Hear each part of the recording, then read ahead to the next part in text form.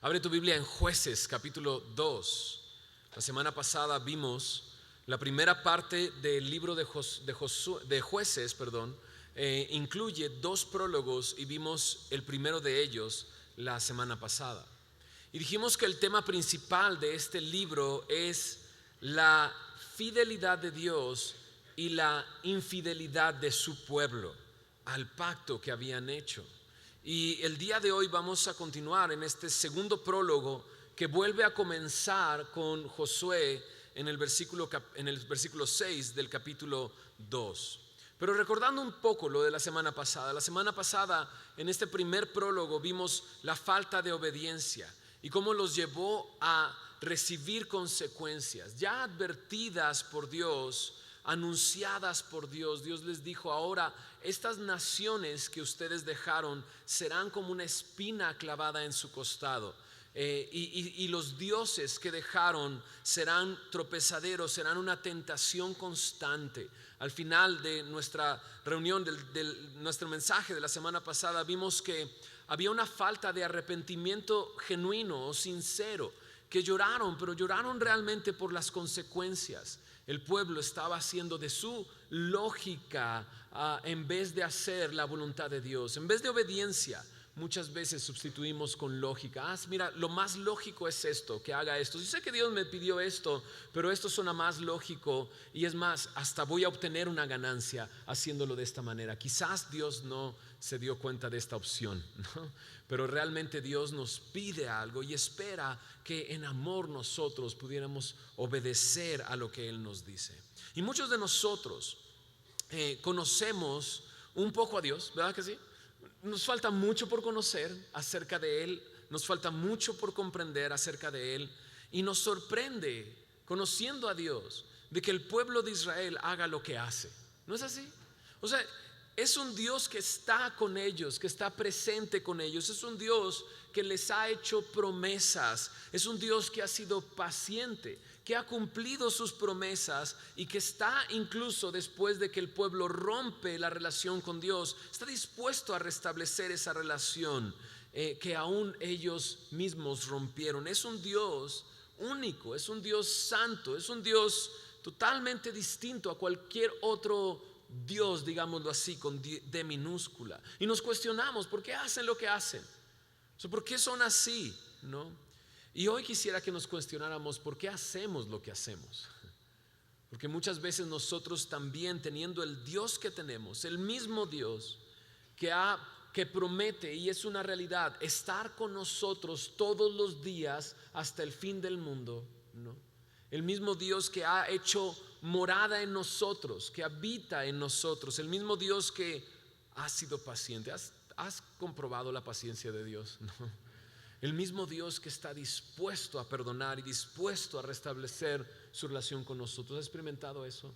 Entonces la pregunta, más que ser ¿por qué hacen lo que hacen?, es ¿por qué hacemos lo que hacemos? El día de hoy, en este segundo prólogo, veremos lo que les llevó a este ciclo en el que estaban. Este ciclo que la semana pasada hablábamos de apatía, desobediencia, anarquía, ¿no? Y cómo lloraban por las consecuencias del pecado y volvían a este ciclo. Pues hoy veremos cómo entran a este ciclo y por qué fue lo que los llevó a vivir en un ciclo constante de apatía, desobediencia, rebeldía, apostasía, anarquía y así, ¿no? Y veces nosotros podemos ubicar nuestra vida así, en un ciclo constante. De repente estoy caminando bien con el Señor, estoy haciendo su voluntad, pero de repente hay una apatía y dejo de leer mi Biblia y no le busco, y de repente ya estoy alejado y de repente ya estoy haciendo lo mismo que hacía antes, y de repente lloro y digo no puede ser, y regreso, y de repente estamos en este ciclo constante, ¿no? ¿Qué nos puede llevar a un ciclo así? Y número 2, vamos a ver otra cosa, que Dios siempre tiene un plan. Tiene un plan siempre. Él está en control y Él quiere hacer algo en nosotros. Me encanta este versículo, como Pablo dice en Filipenses 1:6, estoy estando persuadido de esto, que el que comenzó la buena obra en ustedes la perfeccionará hasta el día de Jesucristo. Y así es. Dios está en control, aun cuando yo quizás esté en un ciclo en el que una vez más regreso al Señor, encuentro su misericordia y estoy en ese ciclo. Sabes, Dios tiene un plan y Dios está en control. Definitivamente Dios quiere que vivas una vida abundante, recibiendo de sus bendiciones constantemente. Menos disciplina, dices, y yo ya he experimentado de eso, la disciplina del Señor, y más bendición y dirección de Dios, y siendo efectivo en su obra, en el Evangelio, en predicar su palabra. Así que el día de hoy vamos a ver esto. Jueces capítulo 2, versículo 6. Me encantaría leer los primeros versículos, orar y luego ir meditando en este pasaje. Dice así en Jueces 2, versículo 6 al versículo 9. Dice ahí: porque ya Josué había despedido al pueblo y los hijos de Israel se habían ido cada uno a su heredad para poseerla. Y el pueblo había servido a Jehová todo el tiempo de Josué y todo el tiempo de los ancianos que sobrevivieron a Josué, los cuales habían visto todas las grandes obras de Jehová que él había hecho por Israel. Pero murió Josué, hijo de Nun, siervo de Jehová, siendo de 110 años, y lo sepultaron en su heredad en Timnat Sera, en el monte de Efraín, al norte del monte de Gaas. ¿Oramos? Señor, gracias por tu palabra. Queremos poner este tiempo en tus manos. Queremos pedirte, Señor, que tú nos guíes, nos dirijas, Señor, durante este estudio, que tú nos hables, que tú nos transformes con el poder de tu palabra, Señor. Ayúdanos a entender lo que tú quieres decirnos, Señor. Ayúdame a explicar lo que tú quieres hablar, Señor, el día de hoy. Y guíanos, Señor. Queremos adorarte, poniendo atención a tu palabra, pero también obedeciendo tu palabra. Señor, no queremos ser oidores olvidadizos, queremos ser hacedores de tu palabra, Señor. Señor, seremos bienaventurados de esa manera, Señor, dice tu palabra, y queremos así salir el día de hoy así, siendo felices y dichosos, Señor, de escuchar tu voluntad y ponerla por obra, Señor. Ponemos este tiempo en tus manos en el nombre de Jesús. Amén. Si te das cuenta, vuelve a comenzar con la muerte de Josué. Este es un segundo prólogo. Y en este segundo prólogo, el autor de Jueces nos va a dar un patrón que se repite durante todo este libro. Un patrón donde vemos al pueblo siendo librado por Dios y luego cayendo en esta apatía, desobediencia, adorando a otros dioses, y luego viene la mano de Dios sobre ellos. Los enemigos los atacan, los toman control de ellos, ellos gimen, ¿no? Claman a Dios, ¿no? Lloran por las consecuencias de su pecado, y Dios los libera de nuevo para volver a completar otra vez otro ciclo. Y así el libro de Jueces se desarrolla, ¿no? Y el día de hoy aparece este patrón aquí. Es como si dijera, este es el bosquejo de todo lo que estará pasando durante el resto del libro, con diferentes jueces, con diferentes pueblos, con diferentes naciones. Pero al final veremos que Dios está en control de todo, que Dios está detrás de cámaras. No nada más está detrás de las cámaras, sino también está haciendo algo detrás de las cámaras. Pero viendo esto que acabamos de leer como introducción, Josué fue un gran líder. Definitivamente fue un gran líder. Un gran líder que dirigió al pueblo de Israel, y durante el tiempo en el que él estuvo como líder, el pueblo estaba sirviendo al Señor. Incluso se extendió hacia aquellos que estaban a su alrededor, los ancianos, dice ahí, el tiempo de los ancianos. Y durante ese tiempo también el pueblo siguió sirviendo a Dios y adorando a Dios. Un gran líder. Pero sabes, un gran líder es esto. En el versículo 8 dice ahí a la mitad, siervo de Jehová. Un gran líder es un siervo. Eso es lo que realmente es, ¿no? Jesús, al escuchar a los discípulos discutir acerca de quién iba a ser el primero, él mismo les dice, sabes, el Hijo del Hombre no vino para ser servido, sino para servir y para dar su vida en rescate por muchos.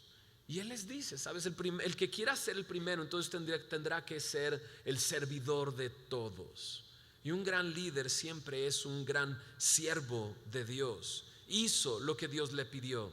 No solo metió o hizo que entrara el pueblo a la tierra prometida, sino que también repartió la tierra. Esas son las dos cosas que Dios le pidió: entrar, cruzar el río Jordán, entrar y luego repartir las tierras. Y lo hizo, pero llegó su día. lo que llegará a todos nosotros, la muerte. Ahí lo describe y murió Josué de 110 años y lo sepultaron. Saben, nuestra relación con la muerte puede ser diferente. La muerte de repente la podemos ver como una tragedia, pero algunos podríamos verlo como una bendición. Y la manera de ver la diferencia es a través de lo que creemos acerca de Jesús. El mismo Jesús dijo: yo soy la resurrección y la vida. El que cree en mí, aunque esté muerto, vivirá. Y todo aquel que vive y cree en mí no morirá eternamente. Cuando termina de decir esto, Jesús pregunta: ¿crees esto? ¿No? Y chécalo bien. Dice Jesús: yo soy la resurrección y la vida. El que cree en mí, aunque esté muerto, vivirá. Pero ¿cómo que estando muerto puede creer y vivir? La Biblia dice que todo ser humano está muerto en sus delitos y pecados. Está muerto. El pecado en su vida lo condena a morir.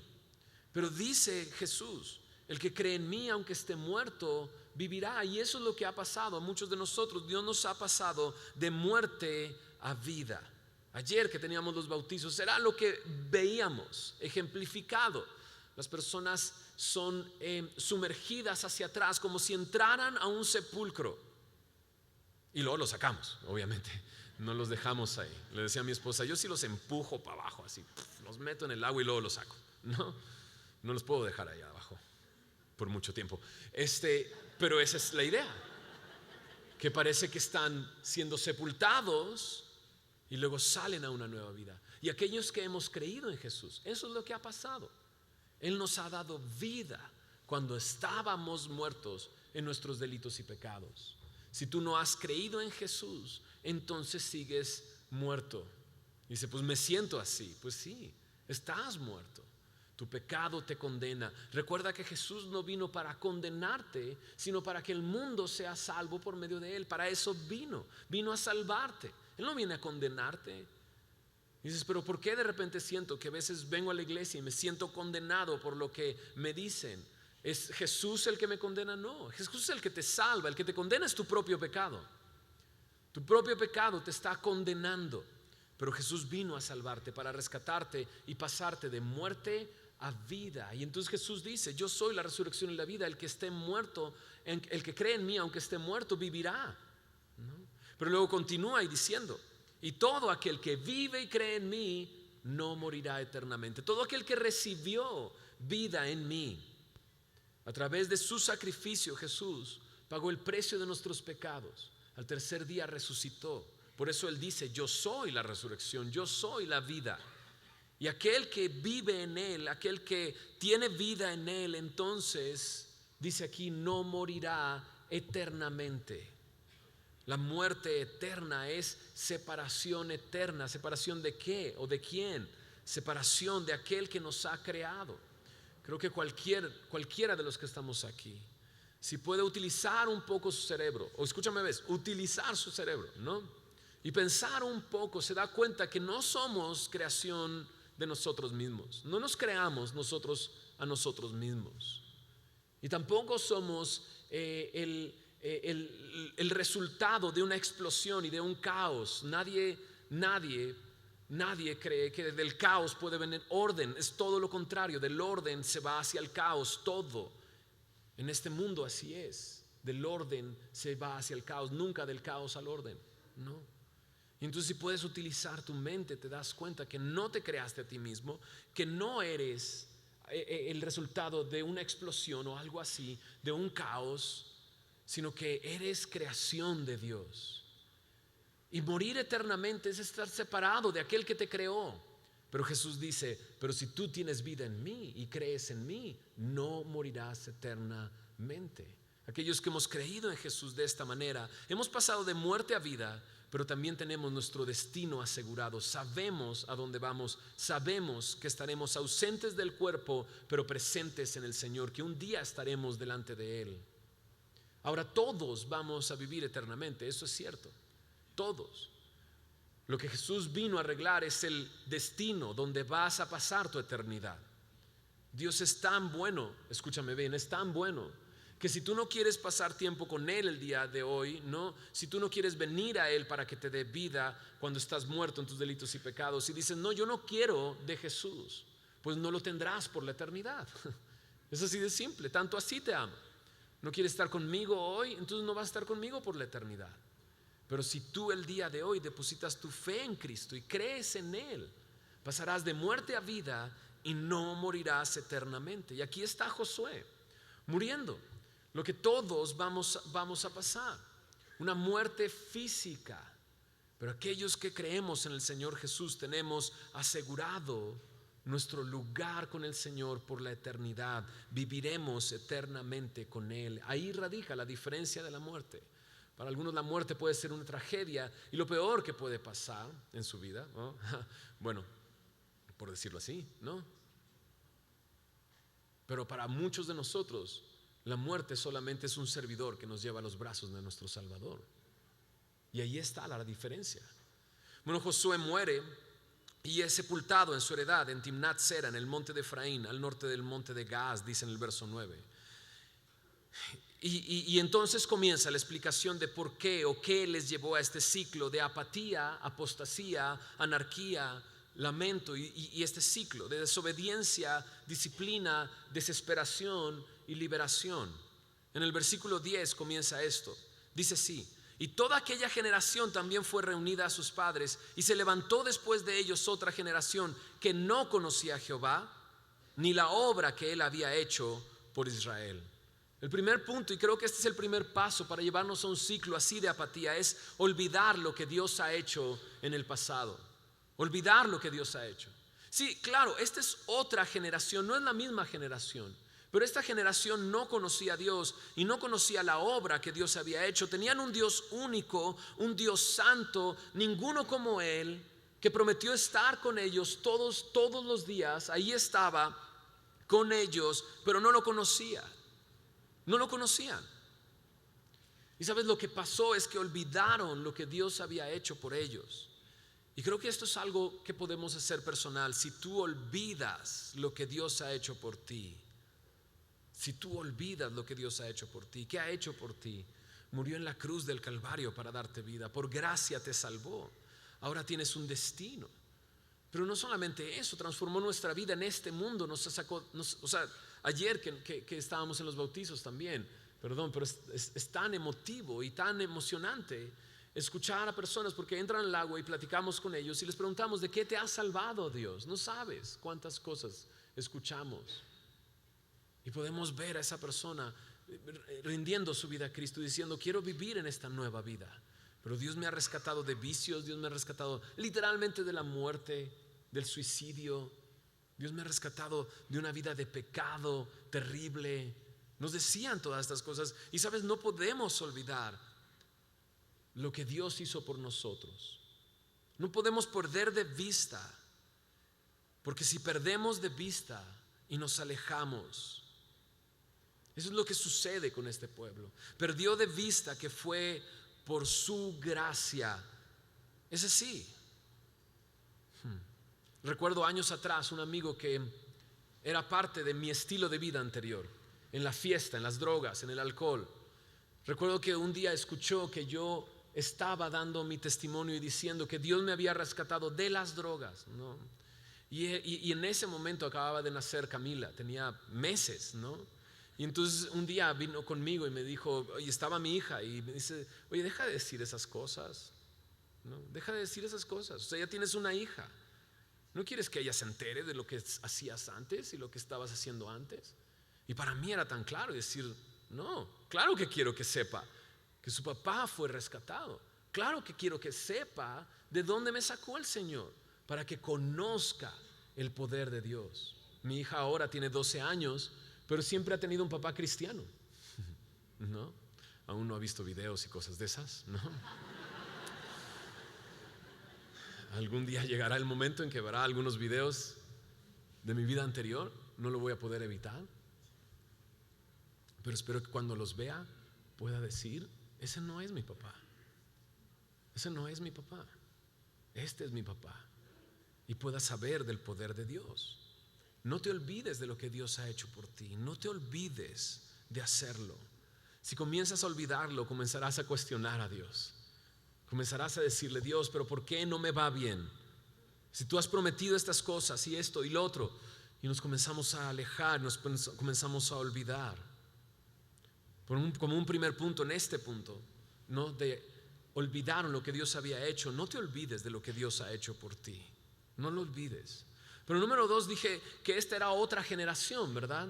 No era la generación que vio la obra de Dios, sino era otra generación. Y los encargados de decirles lo que Dios había hecho, adivina quiénes eran. Dios designó a alguien en especial para que este conocimiento del poder de Dios siguiera a la siguiente generación, fuera conocido por la siguiente generación. Mira lo que dice en Deuteronomio capítulo 4 en el versículo 9, me dice ahí: por tanto, guárdate y guarda tu alma con diligencia, para que no te olvides de las cosas que tus ojos han visto, ni se aparten de tu corazón todos los días de tu vida. Antes bien, dice, las enseñarás a tus hijos y a los hijos de tus hijos. ¿A quién les dio esa responsabilidad? A los padres. Dice, tú lo vas a enseñar a tus hijos y a tus nietos. Los papás tienen esta responsabilidad. Ahí mismo en Deuteronomio capítulo 6, que es un texto aún más citado alrededor de esta responsabilidad, me dice en el versículo 7 de los papás acerca de los hijos: las repetirás a tus hijos, hablarás de ellas estando en tu casa, andando por el camino, al acostarte, al levantarte, las atarás como una señal en tu mano y estarán como frontales entre tus ojos, y las escribirás en los postes de tu casa y en tus puertas. Estas cosas que Dios les ha mandado, dice, las vas a repetir. Nosotros como papás tenemos que comunicar el poder de Dios, la palabra de Dios a nuestros hijos, de tal manera que ellos lo escuchen, y cada cuando lo escuchen, todo el tiempo, en casa y fuera de casa, al levantarse y al acostarse. Y tiene que ser tan práctico para nosotros que sea como si estuviera atada a nuestras manos, como si estuviera enfrente entre nuestros ojos, para que todo lo que veamos, para que todo lo que enseñemos a nuestros hijos esté filtrado por la palabra de Dios. Pero no solamente lo que decimos, sino lo que hacemos con nuestras manos, y que ellos puedan ver que la Biblia es práctica, que puedes vivir la voluntad de Dios. Pero me encanta que primero, antes de repetir, en Deuteronomio 6:6 me dice: estas palabras que yo te mando hoy estarán sobre tu corazón. Sobre tu corazón. ¿Sabes cómo puedes prevenir de no olvidarte de lo que Dios ha hecho por ti? Leyendo su palabra. ¿Sabes cómo puedes añadir más a esto? Memorizando su palabra en tu corazón. Mientras memorizas versículos como este, es este que acabamos de citar unos momentos: y Él nos dio vida estando muertos en nuestros delitos y pecados. Nada más memoriza ese versículo y tráelo en tu corazón y medita en eso y repítelo a tus hijos. Él nos dio vida cuando estábamos muertos en nuestros delitos y pecados. Y tu hijo en algún momento va a decir: ¿cómo que muertos? ¿Cómo que vida? Y puedes explicarle, y lo que Dios ha puesto en tu corazón al meditar en ese versículo lo vas a repetir a tus hijos. No es muy difícil, pero te puede prevenir de olvidarte de lo que Dios ha hecho en tu vida. Algunos dicen: estamos a una generación de la extinción del mensaje de Jesucristo. A una generación. Si nosotros no pasamos a nuestros hijos la palabra de Dios, imagínate lo que puede pasar. ¿Cómo puedo mantener fresco lo que Dios hizo por mí? Déjame darte tres cosas prácticas. Agradecimiento. Simplemente agradécele por lo que Él ha hecho. Agradécele por lo que Él ha hecho. Que tienes que agradecer tantas cosas, ¿verdad? Pero número 2, asómbrate de lo que Dios ha hecho. Asómbrate de lo que Dios ha hecho por ti. Y número 3, alábale por lo que Él ha hecho. No solamente le agradezcas, sino asómbrate y alábale. Y si has caído en pecado, arrepiéntete sinceramente y regresa a Él. No olvides lo que Él ha hecho por ti. Si constantemente recuerdo lo que Él ha hecho por mí, no me va a llamar la atención otros dioses con D minúscula. ¿No es así? No me va a llamar la atención otra cosa. Estaré todo el tiempo meditando en Él y recordando lo que Él ha hecho. Y esos dioses que están a mi alrededor no serán una constante tentación para mí, sino que al recordar lo que Él ha hecho, le agradeceré, me asombraré y le alabaré. Versículo 11 de Jueces capítulo 2 al 13, vemos un segundo punto en este camino a este ciclo de apatía, apostasía, anarquía. Abandonaron lo que Dios había hablado. Mira lo que dice en el verso 11 al 13. Después los hijos de Israel hicieron lo malo ante los ojos de Jehová y sirvieron a los Baales. Dejaron a Jehová, el Dios de sus padres, que los había sacado de la tierra de Egipto, y se fueron tras otros dioses, los dioses de los pueblos que estaban a sus alrededores, a los cuales adoraron y provocaron a ir a Jehová. Y dejaron a Jehová y adoraron a Baal y a Astarot. Abandonaron lo que Dios había dicho. Dios había hablado acerca de estos dioses y cómo tenían que destruirlos y acabar con ellos, derribar todo altar, pero ellos no lo hicieron, lo abandonaron.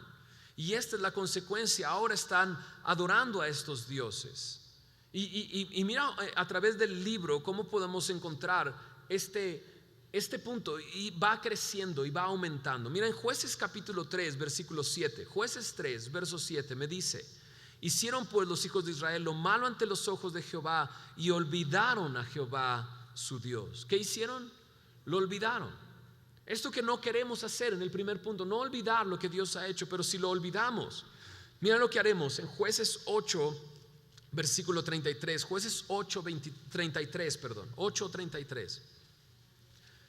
Me dice ahí: en el tiempo de Gedeón, aconteció que cuando murió Gedeón, los hijos de Israel volvieron a prostituirse, yendo tras los Baales, y ¿qué dice?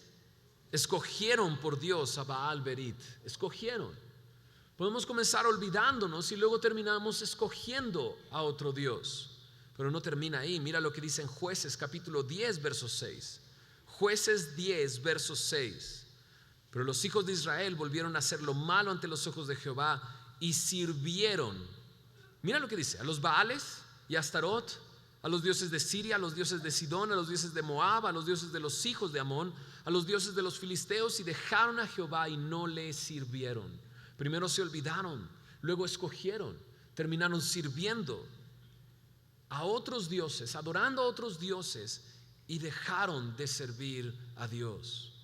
En el capítulo 10, versículo 10, en este mismo capítulo, dice en el verso 10: entonces los hijos de Israel clamaron a Jehová diciendo: nosotros hemos pecado contra ti, porque hemos dejado a nuestro Dios y servido a los Baales. ¿Te das cuenta? Primero se olvidaron, luego escogieron, luego sirvieron y por último dejaron por completo a Dios. Cuidado, no abandones lo que Dios ha hablado, lo que Dios ha dicho. No lo abandones. No vayas a encontrarte dejando a Dios por completo. ¿Por qué estoy diciendo que abandonaron lo que Dios les había dicho? Y es que si ellos regresaban a lo que estaba escrito, ¿no? a los relatos de Josué, a lo que Josué habló, a lo que Josué dijo, a lo que Moisés dijo, recordarían lo que Dios había hablado y no estarían sirviendo a otros dioses. Es más, solamente dando una vuelta a la página hacia atrás en tu Biblia, en Jueces 24, ¿recuerdan lo que les dijo Josué antes de morir? Josué les dijo esto: ahora pues, temed a Jehová y servidle con integridad y en verdad, y quitad de entre vosotros los dioses a los cuales sirvieron vuestros padres al otro lado del río y en Egipto, y servid a Jehová. En el verso 15 está lo que muchos conocemos acerca de Josué y la decisión que tomó.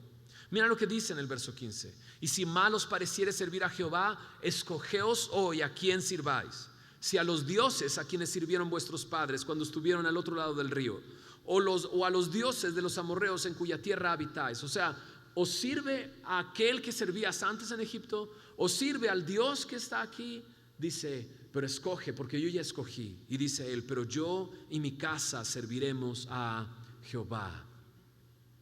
Josué había dado esta enseñanza, les había llamado a dejar esos dioses, y él estaba puesto como un ejemplo: yo y mi casa serviremos al Señor. Y mira lo que ellos responden ahí en Josué 24, verso 16. Entonces el pueblo respondió y dijo: nunca tal acontezca, que dejemos a Jehová para servir a otros dioses. Porque Jehová nuestro Dios es el que nos sacó a nosotros y a nuestros padres de la tierra de Egipto, de la casa de servidumbre, el que ha hecho estas grandes señales y nos ha guardado por todo el camino por donde hemos andado y en todos los pueblos por entre los cuales pasamos. Jehová arrojó de delante de nosotros a todos los pueblos y al amorreo que habitaba en la tierra. Nosotros pues también serviremos a Jehová porque Él es nuestro Dios. Entonces el pueblo había dicho esto: nunca lo vamos a hacer. Pero ¿qué estamos leyendo el día de hoy? Que estaban sirviendo a otros dioses, que estaban rendidos, adorando a otros dioses, que dejaron a Jehová y adoraron a Baal y a Astarot. ¿Qué pasó? Por eso no es bueno que cualquiera de nosotros diga: no, pero a mí nunca me va a pasar eso. Dice: mire, el que se cree fuerte, mire que no caiga. ¿Saben? Necesitamos depender de Dios. Por eso lo que no tenemos que olvidar es lo que Él ha hecho por nosotros, que fue por gracia, no por algo que nosotros hemos hecho. Porque este pueblo había declarado: nunca haremos eso, nunca serviremos a otros dioses. En el verso 19, ahí en Josué 24, mira lo que continúan diciendo. Entonces Josué dijo al pueblo: no podréis servir a Jehová, porque Él es Dios santo y Dios celoso. No sufrirá vuestras rebeliones y vuestros pecados. Si dejareis a Jehová y sirviereis a dioses ajenos, Él se volverá y os hará mal y os consumirá después que os ha hecho bien. Y el pueblo entonces dijo a Josué: no, sino que a Jehová serviremos. Estaban muy seguros: a Jehová serviremos. Pero a la muerte de Josué y a la muerte de los ancianos, ellos ahora han dejado a Dios y están adorando a otros dioses, porque comenzaron olvidando a Dios, escogiendo otros dioses, sirviendo a esos dioses y por último dejando a su Dios. Mira lo que dice ahora en Jueces capítulo 2, verso 14 y 15, continuando en esto que les ha llevado a este ciclo de apatía, apostasía y anarquía. Verso 14 dice: y se encendió contra Israel el furor de Jehová, el cual los entregó en manos de robadores que los despojaron y los vendió en manos de sus enemigos de alrededor, y no pudieron ya hacer frente a sus enemigos. Por donde quiera que salían, la mano de Jehová estaba contra ellos para mal, como Jehová había dicho y como Jehová se lo había jurado, y tuvieron, dice, gran aflicción. Este tercer paso es: perdieron lo que Dios había prometido. Dios había prometido cosas alrededor de la batalla, ¿recuerdas? Lo vimos la semana pasada, que Él iría con ellos y que Él entregaría a cada pueblo. Pero no es así. Dios había prometido esto. Es más, lo vimos la semana pasada. Y como Dios les dijo: sabes, ya no los voy a echar, porque les había prometido hacerlo, pero habíamos dicho que si tú no hacías lo que te pedía, entonces iba a dejar a esos enemigos ahí para hacer espinas en tu costado. Y así fue lo que sucedió. En Deuteronomio capítulo 28, verso 25 al 26, también Dios advirtió si no hacían lo que Dios les pedía. En el versículo 25 y 26 dice: Jehová te entregará derrotado delante de tus enemigos. Por un camino saldrás contra ellos, y por 7 caminos huirás de delante de ellos, y serás vejado por todos los reinos de la tierra. Entonces Dios había hecho esas dos promesas: yo estaré contigo y echaré a cualquier nación, nadie podrá hacerte frente. Pero si tú no obedeces lo que yo te pido, entonces esta es la promesa: te entregaré a ellos y saldrás huyendo, entrarás por un camino y saldrás huyendo por 7 caminos.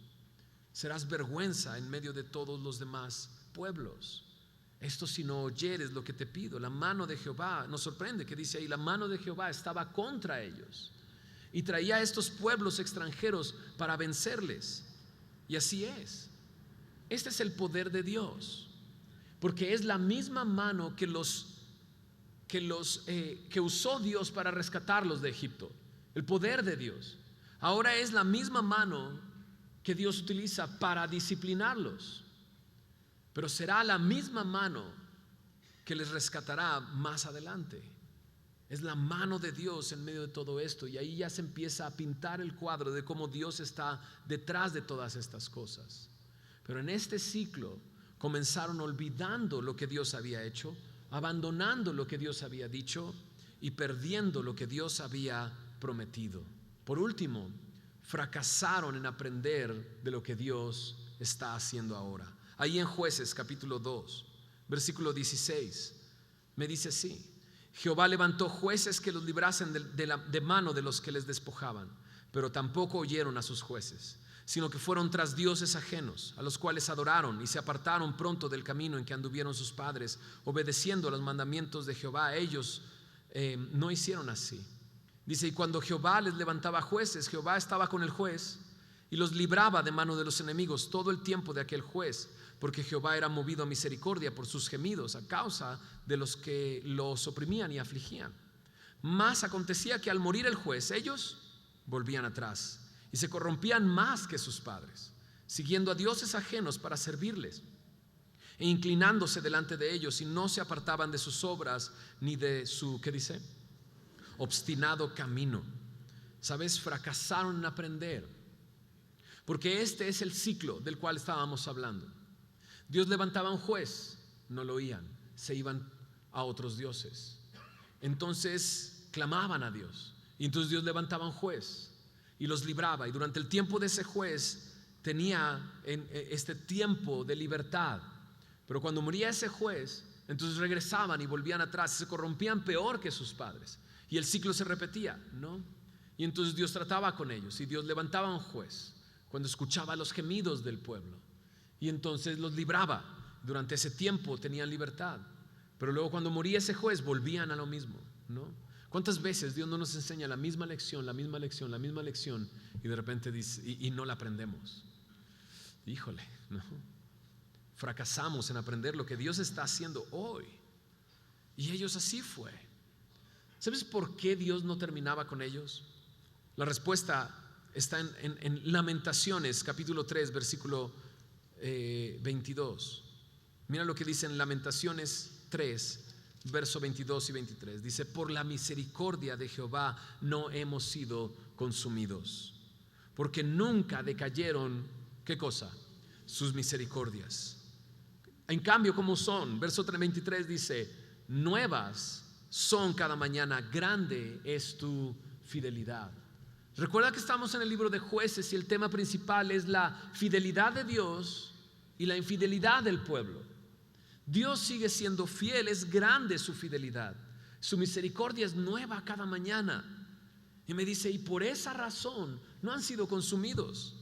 O sea, si este pueblo fracasa en aprender lo que Dios está haciendo todo el tiempo, cualquiera diría: pues acaba con ellos, consúmelos. O sea, no aprenden, pero no han sido consumidos. ¿Por qué? Por la misericordia de Dios, que es nueva cada mañana. Entonces agradece que tienes el Dios que tenemos. Agradezco a Dios que tengo el Dios que tengo, que su misericordia es nueva cada mañana, con la oportunidad de volver a comenzar cada día con Él. ¿No es increíble? Si no, cualquiera de nosotros consumido. Pero Dios no lo ha hecho, porque su misericordia se renueva todo el tiempo. Ellos fracasaron, pero Dios no fracasa. Ellos fueron infieles, pero Dios permanece fiel, porque grande es su fidelidad. Es más, en Nehemías capítulo 9 versículo 31, Nehemías, haciendo un recuento de la historia de Israel, él dice en el versículo 31 de esta manera: mas por tus muchas misericordias no los consumiste, ni los desamparaste, porque eres Dios, ¿qué dice ahí? Clemente y misericordioso. Así es nuestro Dios, clemente y misericordioso. Aun cuando le abandonaron,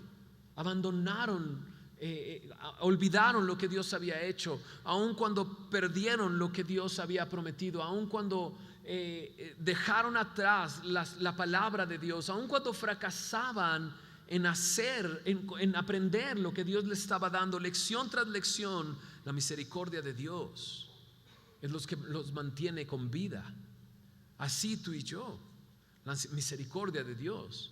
Es por eso que no somos consumidos. Cada mañana es nueva su misericordia. Pero mira lo que dice el verso 20 y 21 aquí en Jueces 2. Dice: y la ira de Jehová se encendió contra Israel, y dijo: por cuanto este pueblo traspasa mi pacto que ordené a sus padres y no obedece a mi voz, tampoco yo volveré más a arrojar de delante de ellos a ninguna de las naciones que dejó Josué cuando murió. Entonces Dios dice: no los voy a arrojar. Y no arrojó a sus enemigos. Cumplió su promesa. Tú no oyes Y vendrás contra ellos por un camino, pero saldrás huyendo por 7 caminos. Serás vejado por todas las naciones, les dice Dios. Y Dios lo cumplió. No arrojó a estas naciones son una espina clavada en su costado, como veíamos la semana pasada. Y esos dioses de esos altares son tentaciones constantes todo el tiempo. Pero de repente nos saca de onda, ¿no? La ira de Jehová se encendió contra Israel, ¿no? Y la mano de Dios está contra ellos. Veces perdemos de vista que es Dios el que está detrás de a lo mejor nuestra aflicción, porque Dios quiere enseñarnos algo, porque Dios tiene un plan. Dijimos al principio, Dios está detrás de cámaras, pero está haciendo algo detrás de cámaras. Dios está haciendo algo, Dios está en control, Dios va a utilizar todo esto. Y mira cómo lo hace. Mira lo que dice el verso 22 y 23: para probar con ellas a Israel si procurarían o no seguir el camino de Jehová, andando en él como lo siguieron sus padres. Por esto dejó Jehová a aquellas naciones sin arrojarlas de una vez, y no las entregó en manos de Josué. La palabra de Dios me dice que esto lo hizo Dios para probar a su pueblo. Es la mano de Dios disciplinando a su pueblo. La disciplina de Dios es algo que nosotros necesitamos aprender. Es lo que Dios hace detrás de este ciclo, si estamos en ese ciclo. Dios quiere disciplinarnos. Y a veces pensamos en disciplina como algo alejado del amor, porque nos viene a nuestra mente esas palabras que recordamos, ¿no? La voz de nuestra mamá o nuestro papá diciendo, ¿no? Esto me duele más a mí que a ti, ¿no? Y dices, no, no es cierto. A mí me duele, ¿no? A mí me duele más.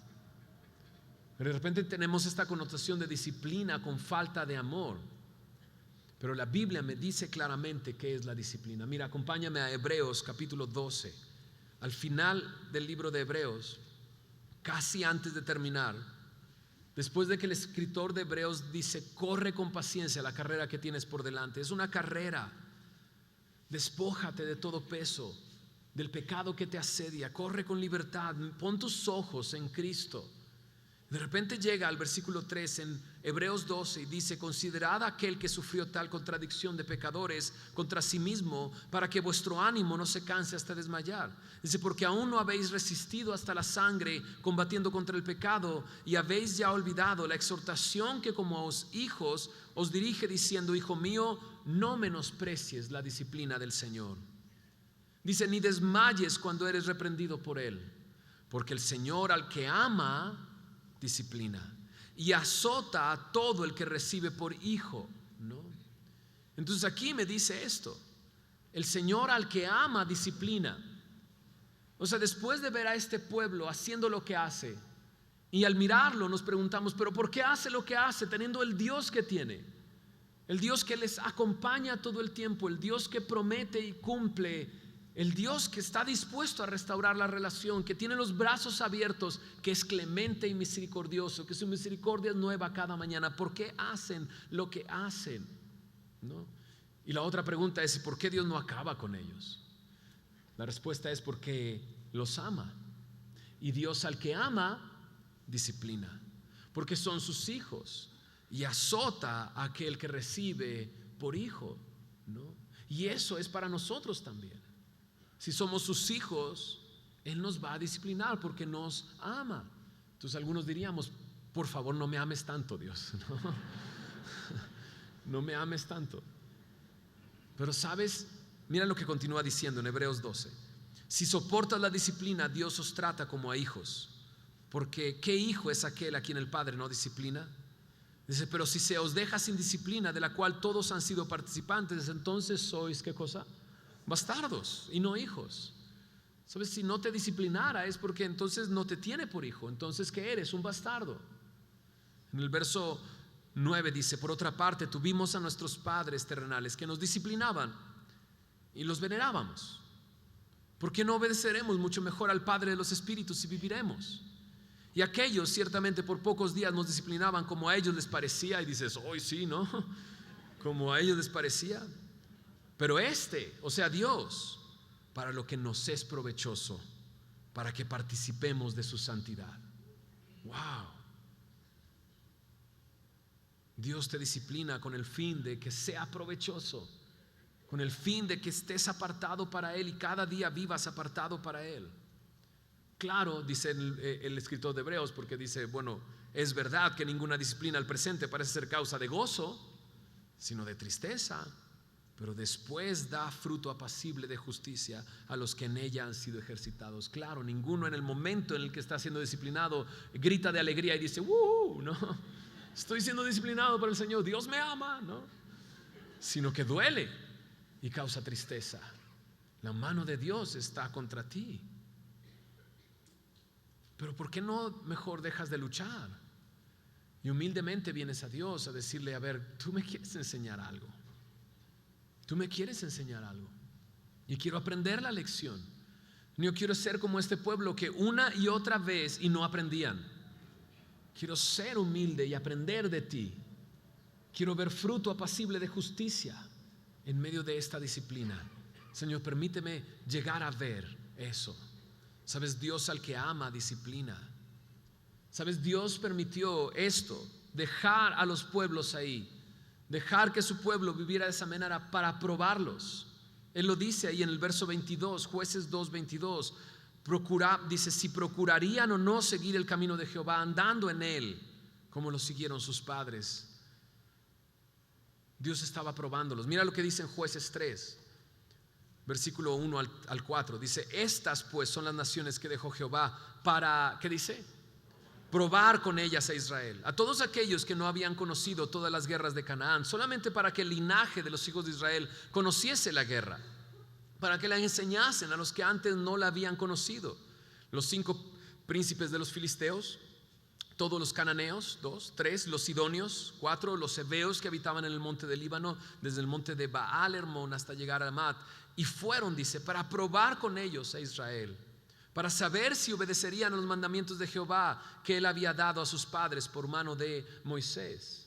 2 razones por las cuales dejó a los enemigos ahí: porque no conocían la guerra, habían llegado a la tierra prometida y disfrutaban de la tierra que fluye leche y miel, y no habían aprendido y conocido lo que a sus padres les había costado llegar a ese lugar. Entonces esa es la oportunidad que tienen de aprender que no todo es gratis, que no todo es sencillo, que a muchos de sus padres les costó la vida estar en ese lugar.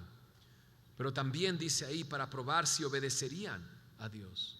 Sabes, muchos hombres han sido probados por Dios. ¿Te acuerdas de Abraham? ¿No? ¿Te acuerdas de Abraham? Qué capítulo, el Génesis 22, ¿no? Cuando después de que Dios hace las promesas, de repente dice en Génesis 22, y Dios le habló a Abraham y quería probarlo. Y le dice, ¿sabes qué? Dame tu hijo y sacrifícalo. Dámelo en holocausto, ¿no? Y lo que estaba haciendo Dios era probar a Abraham. Y Abraham había visto lo que Dios había hecho en su cuerpo, que él, como ya casi muerto, y su esposa de 90 años habían tenido a un bebé. Eso es un milagro, ese es el poder de Dios. Y no se le había olvidado a Abraham el poder de Dios, no había olvidado a su Dios. Y cuando lo probó Dios, él agarró a su hijo y fue al monte que Dios le indicó para sacrificarlo en holocausto. Y no cuestionó a Dios, él fue allá, su fe puesta en el Señor. Dice la palabra que cuando iban al monte, le dijo a los siervos, vamos, adoramos a Dios y regresamos. Dices, pero si iba a matar a su hijo, solamente él iba a regresar. El escritor de Hebreos me dice que él fue a ese monte sabiendo que Dios podía levantar incluso de los muertos a su hijo. Su fe estaba intacta. Y cuando él levantó ese cuchillo, Dios lo detuvo y le dijo, detente. Ahora sé. Sabes, Dios quiere probarnos. Y Dios no fue otra cosa con la generación anterior. Las guerras habían probado a la generación anterior. Es más, Dios les mandó pan del cielo. Pero algunos de ellos podrían decir, pero si Dios mandó pan del cielo, y dice Dios, les mandé pan del cielo para probarlos, a ver si me obedecían. Cada mañana tenían que ir a recoger ese pan. Y cada mañana era una obediencia a Dios. Y recibir ese pan cada mañana en el rocío del amanecer. Y Dios los estaba probando. En Deuteronomio 8 dice en el verso 2 que durante ese tiempo en el desierto Dios estuvo llevando a su pueblo para afligirle, para probarle, para ver qué había en su corazón. Y esas son las pruebas, para ver qué hay en mi corazón. La prueba me hace ver si mi fe es real, si realmente he creído en el Señor. La prueba me hace ver si mi obediencia es total, si realmente obedezco al Señor. La prueba hace ver si mi compromiso es firme, si mi compromiso se mantiene en el Señor. Sí, Dios prueba. Algunos dicen, Dios prueba para sacar lo mejor de ti. Y dicen, Satanás prueba también para sacar lo peor de ti, ¿no? Y sí, yo lo pienso y digo, hay veces que Dios nos prueba y salen cosas que no deberían de salir. ¿Qué está pasando? Pregúntale a Job. ¿Te acuerdas de Job? Fue probado. Dios permitió a Satanás tocar todos sus bienes y le quitó todos sus bienes. Y la respuesta de Job fue: Jehová dio, Jehová quitó. Alabado sea el Señor. Y luego tocó su cuerpo, le quitó la salud. Y pasa toda esta disertación y esta plática con sus amigos, pero al final Dios le habla y entonces Job dice: de oídas te había oído, pero ahora mis ojos te ven. Ahora sé que eres real. Ahora sé quién eres tú. Sabes, Dios quiere probarnos para ver qué hay en nuestro corazón. Y no es agradable ser probado. A nadie le gustan los exámenes, ¿verdad que no? Pero qué bueno es Dios que nos permite tener exámenes regulares. Es como si en la mañana llegara y de repente, ¿te acuerdas de esos momentos que ibas a clases y que no había programado un examen, pero el maestro decía, guarda todo, solo deja tu pluma en el escritorio? Y tú, no, ¿cómo crees? ¿No? O cuando iba a decir el hermanito, ¿no? Pero cuando el compañero decía, ¿que no iba a haber examen hoy? ¿No? Y tú dices, guarda silencio, ¿qué te pasa? Póngaselo a él, ¿no? Pero hay mañanas que a veces comienza así, diciendo Dios, hoy hay examen. Hoy voy a probar tu corazón. Hoy voy a ver si tu fe es real, si estás dispuesto a caminar conmigo. Dios sigue siendo fiel, aun cuando tú fueres infiel, Él es fiel. Y aún su mano en contra es una manera en que Dios te dice, te amo, te amo. Y aún esas pruebas es una manera en que Dios te dice, quiero ver si es real, quiero que tú sepas si es real. Sabes, las pruebas muestran eso, si mi fe es real, pero le muestra a los que están a mi alrededor también si mi fe es real. ¿Quieres saber si la fe de esta generación es real? Mira lo que dice en Jueces 3, versículos 5 y 6. Así los hijos de Israel habitaban entre los cananeos, heteos, amorreos, fereceos, heveos y jebuseos, y tomaron de sus hijas por mujeres y dieron sus hijas a los hijos de ellos. ¿Y qué dice? O sea, puedes decir ahí, no, ¿por qué? ¿Por qué su camino tan obstinado? No preguntes por qué hacen lo que hacen, pregunta por qué haces lo que tú haces, por qué hacemos lo que hacemos. Y si es necesario el día de hoy que vengas al arrepentimiento, ven al arrepentimiento a Él y decirle, Señor, ya, no quiero olvidarme de lo que has hecho. Quiero aprender hoy. Me doy cuenta que las pruebas que has traído a mi vida es solamente para mostrar lo que hay en mi corazón y Señor, no has encontrado buenas cosas en mi corazón.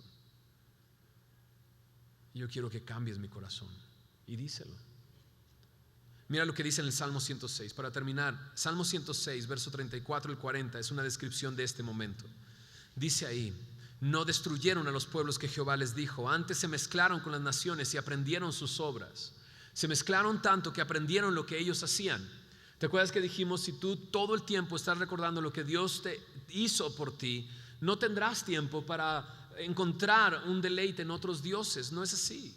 Pero ellos se olvidaron y entonces no destruyeron a esos pueblos, se mezclaron y aprendieron sus obras. En vez de ellos ser luz a las naciones, se adentraron a la oscuridad de estas naciones. Y mira la oscuridad, sirvieron a sus dioses, los cuales fueron causa de su ruina. Sacrificaron sus hijos y sus hijas a los demonios, Derramaron la sangre inocente, la sangre de sus hijos y de sus hijas que ofrecieron en sacrificio a los ídolos de Canaán, y la tierra fue contaminada con sangre. Se contaminaron así con sus obras y se prostituyeron con sus hechos. Infidelidad. O sea, de repente lo vemos allá, bueno, vivieron entre ellos, bueno, no está tan mal. Bueno, se casaron entre ellos, bueno, no está tan mal. No, mataron a sus hijos, derramaron sangre inocente, la tiraron enfrente de otros dioses, se prostituyeron con sus hechos. Pero me encanta este Salmo 106 porque al principio leímos los últimos 2 versículos. ¿Por qué no hacemos algo? ¿Por qué no nos ponemos de pie? Y leemos estos 2 versículos juntos, en unísono.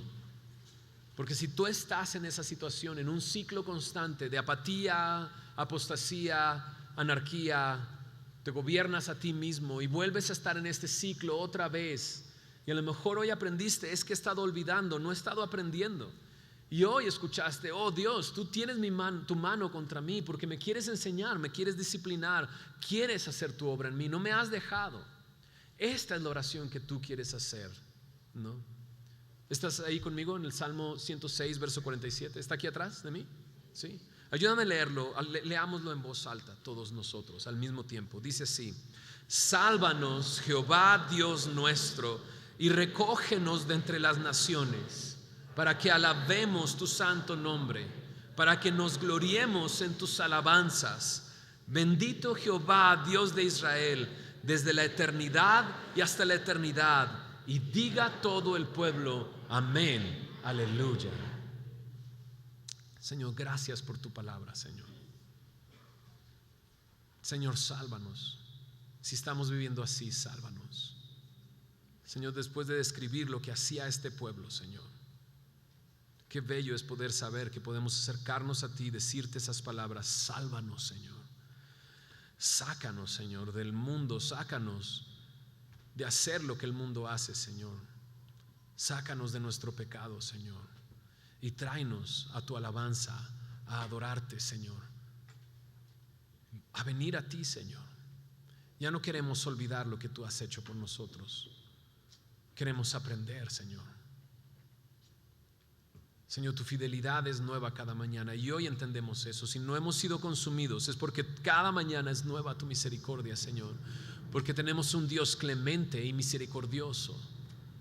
Señor, tú has probado nuestras vidas, tú has sacado del corazón lo que está dentro. Y Señor, y si tú has encontrado cosas que están mal, Señor, límpianos, Señor. Trae arrepentimiento a nuestro corazón. Cambia nuestro corazón, danos un nuevo corazón.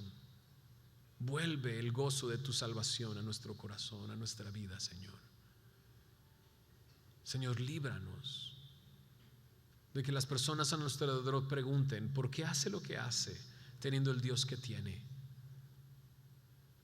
Ayúdanos a preguntarnos a nosotros mismos ¿por qué hacemos lo que hacemos? Y Señor, y si somos reprobados, Señor, ten misericordia de nosotros, Señor. Hoy ha sido un nuevo día para volvernos a hablar, Señor, de tu misericordia y tu clemencia, de tu amor y tu disciplina. Señor, haz tu obra entre nosotros, Señor. Te lo pedimos en el nombre de Jesús.